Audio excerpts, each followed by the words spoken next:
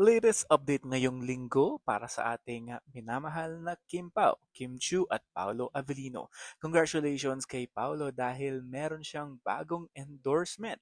Ito ay Met. Una na rin siya naging endorser taong 2015, parang ganun at ngayon nagbabalik si Paolo sa Meta tayon. Kaya congratulations, Pao! Hello! Going live in a few minutes. Ay, hours pala. 8:30 p.m. Kapamilya online lang. In 1 hour. Ano ba talaga? Hindi ko sure. Basta lag. PBB po ito. Jet lag is real. PBB po ito, oo. Pinaka-busy artista ngayon ay si Kim Chu dahil pagkatapos ng live episode ng It's Showtime, diretso siya sa PBB para sa live episode din ng Pinoy Big Brother Gen 11. Happy birthday to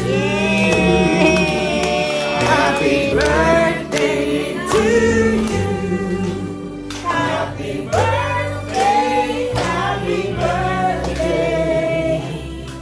Happy birthday. Samantala, may birthday sa lubong itong si Kim Chu sa kanyang ate dahil nag-celebrate ito ng kaarawan niya ngayong araw, Sunday. Kaya narito mga kaganapan sa birthday sa lubong ni Ate Cam Chu. Ay ito pala yung Sayang Kita Ang Ngalangala.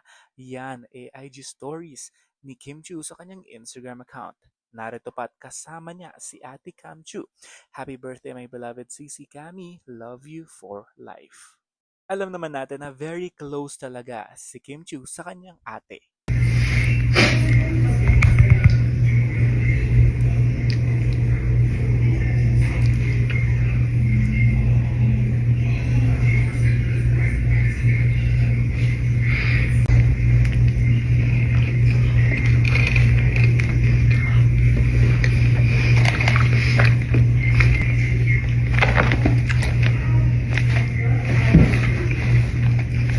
Ngayong araw din linggo, sabay nag-IG story si Paolo at Kim Chu.